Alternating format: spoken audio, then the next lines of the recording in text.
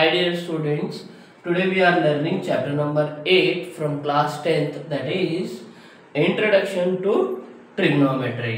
तो Introduction to Trigonometry हमें trigonometry का इंट्रोडक्शन, क्या introduction, what is the mean of trigonometry, trigonometry किसको कहते हैं, tree, T R I, try.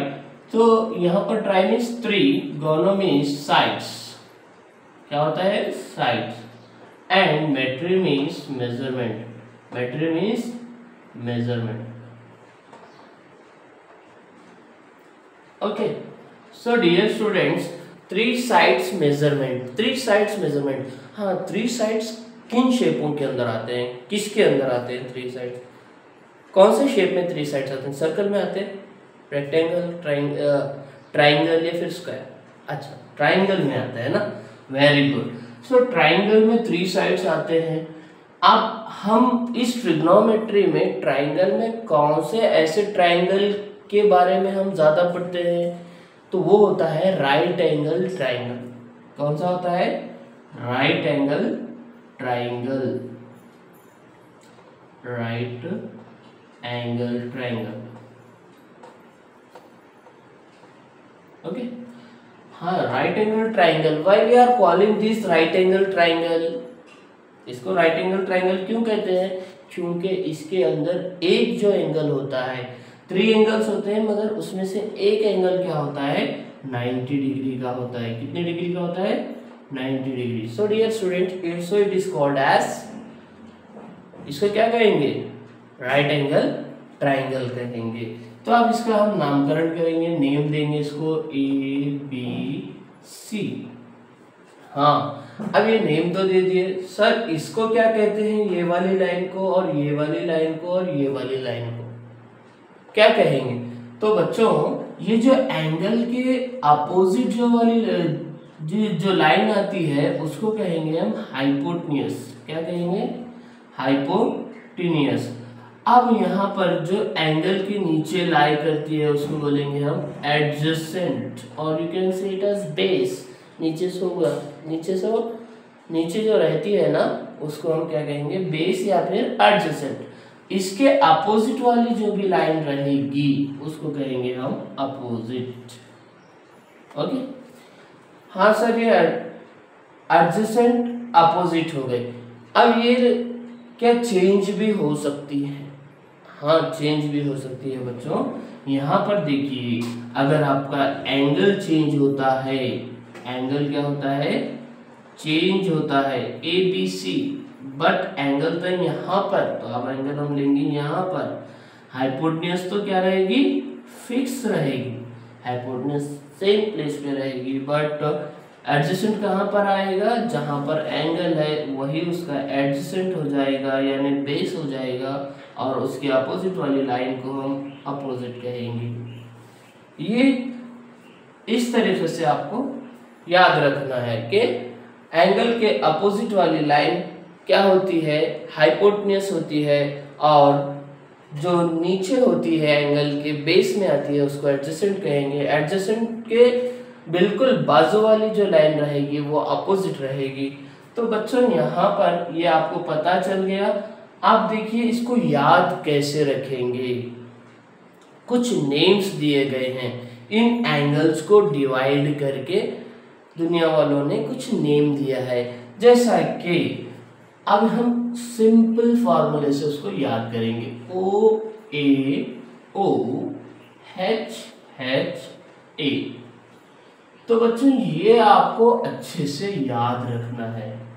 देखिए, O A O, H H A, O A O, H H A, O by H. जब इन्होंने, दुनिया वालों ने ओ बाय एच को डिवाइड किया, अपोजिट और हाइपोटेन्यूस को डिवाइड किया, उसका नाम दे दिया साइन थीटा। थीटा मीन्स ये जो एंगल होता है इसको थीटा कहते हैं। ओ बाय एच को क्या दिया नेम, साइन थीटा दे दिया। और A by H, A by H adjacent को और हाइपोटेन्यूस को डिवाइड किया और क्या नाम दे दिया इसको, कॉस थीटा। और O by A, O by A means opposite by adjacent, opposite by adjacent उन्होंने कर दिया और नाम दे दिया इसका tan थीटा। ओके, नाउ इसका देखिए साइन थीटा है, h बाय ओ उल्टा इनवर्स h बाय ओ, h बाय ओ इसका क्या होता है कोसेक थीटा, h बाय ए इसका उल्टा ये होता है आपका सेक थीटा, a बाय ओ उल्टा इसका a बाय ओ क्या होता है आपका कॉट थीटा होता है। तो बच्चों ये आपको याद रखना है, इस सिंपल फॉर्मूले से आपको ये सारी चीजें याद रहेंगी। Opposite by hypotenuse that is sine theta, अब adjacent by hypotenuse that is cos theta, opposite by adjacent that is tan theta, फिर इसका इनवर्स ये होता है आपका कोसेक थीटा, ये साइन है तो ये कोसेक है, उल्टा ये कॉस है ये तो सेक है, और ये tan है तो इसका उल्टा क्या है कॉट है, इनवर्स। और इसको इस तरीके से भी आप लिख सकते हो। देखिए यहाँ पर ये मैं रब करता हूं, यहाँ पे देखिए बच्चों, अब साइन थीटा है तो 1 बाय साइन थीटा को 1 बाय कोसेक थीटा भी लिख सकते हैं आप, क्यों क्योंकि ये इनवर्स है। नेक्स्ट कॉस थीटा है, कॉस थीटा को 1 बाय सेक थीटा लिख सकते हो, और tan थीटा है, tan थीटा को 1 बाय क्या लिखेंगे कॉट थीटा लिखेंगे।